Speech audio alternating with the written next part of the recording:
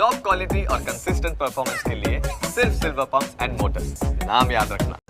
ગાંધીનગરમાં સીસી પરીક્ષાને લઈ ઉમેદવારોનો વિરોધ જોવા મળી રહ્યો છે અને ઉમેદવારો ગાંધીનગર સેન્ટ્રલ વિસ્ટા ખાતે ભેગા થયા છે।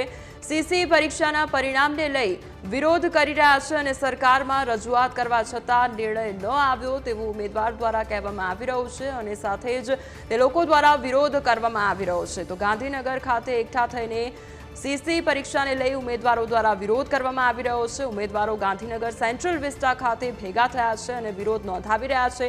सीसी परीक्षाना परिणामने लई विरोध करी रह्या छे।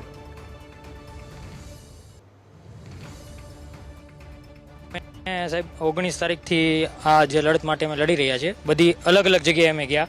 સીએમ ઓફિસ સુધી અમે પહોંચ્યા, પછી અમે કમલ દયાણી સાહેબને બી મળ્યા, પણ અમને દર વખતે અલગ અલગ વાયદા આપવામાં આવે છે કે 2 દિવસમાં આવી જશે, 2 દિવસમાં આવી જશે, પણ અમારું જે અમે જે માગણી કરેલી છે કે કેટેગરી વાઇઝ જે રિઝલ્ટ છે અમારું 7 ગણાનું એમને આપવામાં આવે, પણ અત્યાર સુધી અમે 15 દિવસથી એક ધારા બધી જગ્યાએ આવેદનો આપી રહ્યા છે, પણ અમને ક્યાંય આપવામાં આવતું નથી। એટલે અમે આજે બધા સ્ટુડન્ટો અહીંયા ગાંધીનગર ભેગા થયા છે। જ્યાં સુધી અમારી માગણી સ્વીકારવામાં નહીં આવે ત્યાં સુધી અમે ગાંધીજી માગે અહીંયા આંદોલન કરીશું। ગુજરાતમાં પહેલી વાર આ સીબીઆરટી પદ્ધતિથી આ રીતની આટલી મોટી પરીક્ષા અલગ અલગ 71 શિફ્ટમાં લેવામાં આવી।